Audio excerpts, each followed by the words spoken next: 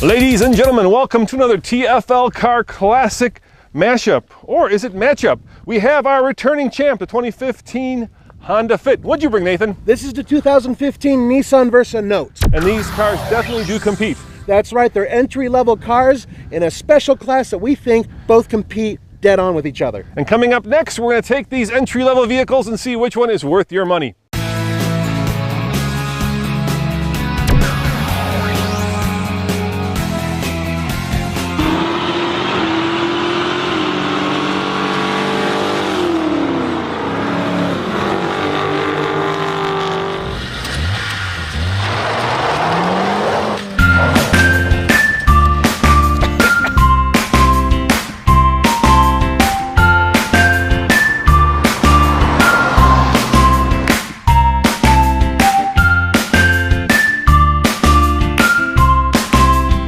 Style-wise, these two cars are remarkably similar. I mean, look at the placement of the badge, look at the placement of the grille, look at the placement of the lights, look at the placement of the air intake.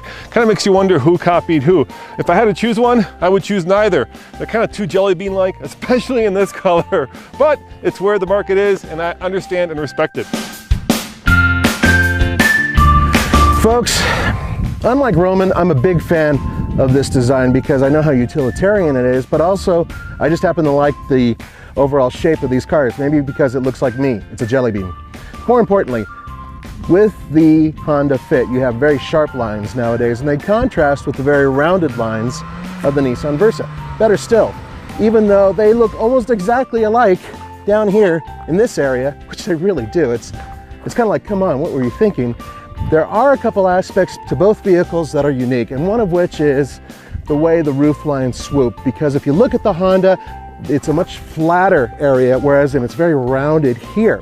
Now, the bottom line is that they look a lot like each other, but fortunately, at least in the back, they don't. So, you want to be able to tell the difference between the two?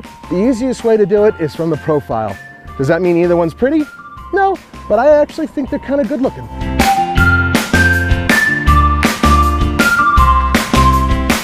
Now, what makes this Fit such a good car is that it's small, affordable, utilitarian, and of course, fun to drive. And that fun to drive starts with this engine. 1.5 liters of Earth Dreams goodness. 130 horsepower, 114 pound-foot of torque, and perhaps best of all, 32 mpg combined. So, how does it drive? Let's take it for a ride and find out.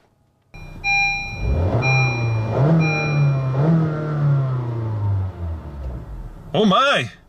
That's got a little bit more pep than I thought. Now right here is the infotainment system, and you'll note what's missing. That's right, no volume knob. You gotta do it, well, you gotta do it this way. You gotta turn it on. But her mother saw an ad in a newspaper for this program. Bring the volume down, which I can do from the steering wheel. But you could also do it right here, and that one takes forever. Or you could do it from the steering wheel. I'm always reaching for my knob. And don't even joke, you Brits! All right, Nathan, let's take the Fit for a ride. So you think the seats in this are not as good as in the Versa, huh? I like the Versa seats better. I could see that. They're more supportive. Yep. They're bigger. Yeah. And this one has this weird lumbar thing going on, yep. And the one in the Versa doesn't quite have that. Now, I'm not saying the Versas are perfect, but they feel a little bit better. You know, what I love about this car is the way it drives. There's just something so honest and non-pretentious about it, right? From the manual transmission, which has nice short throws, to the weight of the steering, to the acceleration. It's not grand, right? I mean, not a lot happens when you floor it, but then you don't expect a lot to happen. But it is lively, it is spirited, and you do know exactly where those front wheels are. Yep, and I'll say this, that compared to the Nissan Versa, I mean, this thing has a lot more power and you can feel it. It's just a really fun car to drive, and I think that's what distinguishes this car above the fact that it's also very useful, right? Oh, absolutely. And above the fact that it's relatively inexpensive. It is, in every way, shape, and form, a great car for somebody who wants to get a lot for their money in terms of driver feedback joy. You enjoy driving the car. Both cars have that magic Japanese quality of being bigger on the inside than on the outside, and that is especially true for the Fit. With that magic seat in the back that you can fold up and place a bike into, with tons of room that you would think belongs in a much bigger car. The fit is definitely punching way above its weight class. There is a small fly in the ointment. It used to be that the Fit had a lot of buttons. Now they have a lot less, perhaps too few. Perhaps Honda went a little too far on that scale of eliminating buttons. Most of the buttons in the Fit now are on the screen. That means that there's no traditional knob to control the volume. And you know what? That's like one of those things that works, so why mess with it?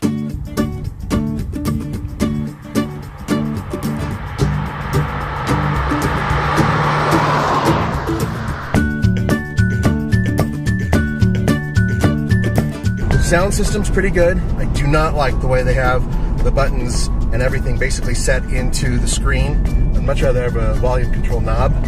I mean, well, what am I saying? Yeah. Rotary dial, there you go. Rotary dial. For all you Brits, we know exactly what knob means. Yes, damn it, we do. We looked it up. You know, but it's nice looking. The presentation is beautiful.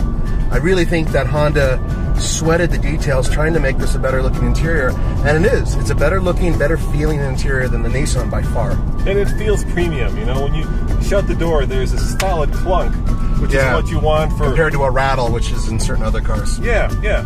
And it never feels like, you know, you spent a little less money than you should have. It feels like you spent a good amount of money, but you got a lot more in return. There's just a lot of value for your money in this car. Yep. Yeah, I agree.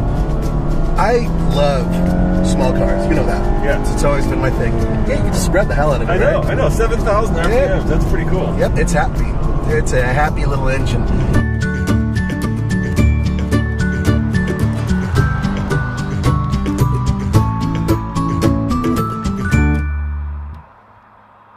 Now this is the weird part. This is actually a slightly larger displacement engine than the Hondas. This is a 1.6 liter and it puts out 109 horsepower and 107 pound-feet of torque, much less than the Honda. It's hooked up to a continuously variable transmission, a CVT, which you can get in the Honda as well. This also has an optional 6-speed manual transmission. With all that being said, the combined MPG for this car, 35 miles per gallon. That is impressive, and it's better than the Honda.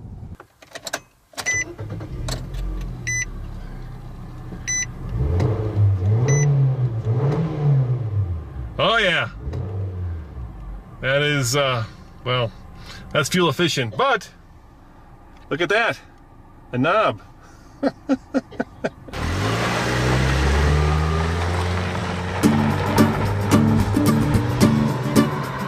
Okay, to be fair, this has the CVT. Yes. So my foot's down, 35, 40-ish. It's leisurely. There we go. Now we're in the 50s. Yes, and loud. Leisurely and loud. The problem is, as with most CVTs, you have to rev the hell out of the engine in order to make it do things. In this case, there's not a lot of lash, but there is some road noise, and there's definitely a lot of noise coming off the mirrors. You can actually hear the wind rushing past. They look cool, but they're loud. You're exactly right. Yeah. Now, in terms of its overall ride, it's actually as good as the Honda Fits. But around corners, the Honda feels a little bit more hunkered down. This one, it leans a little bit. Not that you'd be going high performance with this thing anyway. Okay, puts all the way down. Yeah, so... there we go. See what I mean? Yeah. It's got a little, there's just a little bit more tilt to it. They're very similar though. Leisure and loud is not as good as Fast and Furious. Yeah, I won't call it Fast and Furious. I'd say the Honda is quick and slick. Oh, look what I did right there. Now, I kind of disagree with Roman because I feel that the Honda Fit's interior is actually really well laid out and very clean. With that being said, it's also a better looking interior than the Nissan Versa Note. However, the Nissan Versa Note is more comfortable for me to drive. The back seats are more comfortable and the front seats are more comfortable. There's more leg travel up front. So my big American ass and long legs, sort of long legs, they fit. It's a little bit more comfortable. And bottom line, the switches and buttons in this thing, they're easier to use, but that looks better. It's a happy car. This is a good car. One thing I really like about the Nissan Versa Note is the fact that there's a lot of room in here. We normally don't put the child seat in the car, but the reason I have it in there, that's the biggest one I have, and there's enough room for 2 more kids next to the seat. Now for those of you who have kids, that's a lot of room, because normally those seats take up a ton of space. A little bit tighter in here. I feel like we're, just a little bit closer together. Which is a funny thing, because the roof of this vehicle is actually higher. Many of the dimensions of the Nissan are just a little bit larger than the Honda Fits. Now, with that being said, only 109 horsepower, only 107 pound-feet of torque. And in order to get to 109 horsepower, you have to really strangle it and get it over 6,000 RPM. Okay, so the Fit has a lot more horsepower and frankly is a much more fun car to drive. This does get really good gas mileage. Now, I've been driving mostly highway, but a little bit of city, and I'm averaging right now, according to the car, 41 miles per gallon. That's impressive. That is really impressive. That is, according to Nissan, it is one of the best fuel MPG vehicles, just under all of the hybrids that are out there. So that's great. All right, Nathan, on the TFL scale of buy it, lease it, rent it, or forget it, and let me give full disclosure here. My mom owns a previous generation of the Fit. I'm still going to give it a buy it. It's a great car. What about you?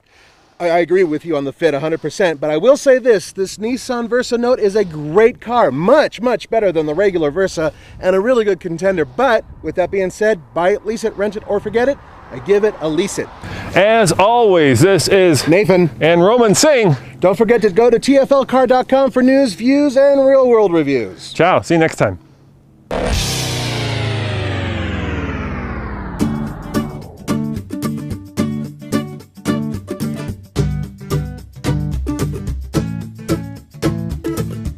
I can't stand the name. Earth Dreams. Ugh, what a horrible name. Yeah, you could put any two words together. Yeah, right? and then Come up suddenly, with it. yeah. Let's play that game. Okay, yeah, go ahead. Satellite Beetle. Okay.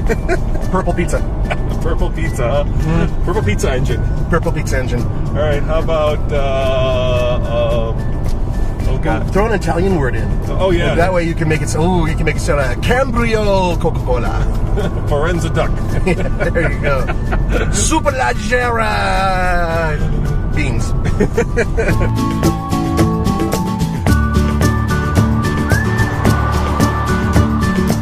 This is the Versa Note, and this is a different vehicle than the Versa. Absolutely. The Note is a step above, right? It's nicer interior, More expensive, and of course the hatchback. Yes, which a hatchback's the most logical car in the world in terms of stuff that you can hold in there. But the regular Nissan Versa is one of the cheapest cars in America. Has a really big back seat, and the rest of the car you can take it. Yeah, it's a rent-a-car special. It really is a rent-a-car special. This is a much better vehicle, and altogether just a better fit.